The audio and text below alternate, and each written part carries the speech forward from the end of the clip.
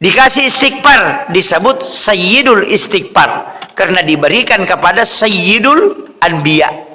Nah, ini makanya kita itu punya, pokoknya kalau sudah baca itu Allahumma anta rabbi la ilaha illa anta khalaqtani wa ana abduka wa la adika wa adika mastata'tu a'udzubika min syarri ma sana'tu wa bulaka bi ni'matika alayya wa bulaka bi dzambi faghfirli fa innahu la yaghfiruz dzunuba illa anta.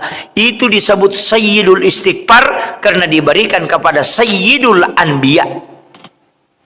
Nah, siapa yang membaca kata Nabi sekali maka Allah pasti menjaminnya. Nah, itulah jaminan langsung. Makanya dihafal je semua ini Pak Di. Istighfar ini apa kata Allah memberitahukan kepada Rasulullah? Ya Rasulullah, sampaikan kepada umatmu, kepada hamba-hambaku, siapa yang membacanya sekali saja di malam hari, kemudian dia meninggal pada malam itu, maka aku akan menjadi jaminannya. Pasti dia di surgaku. Itu jaminan Allah.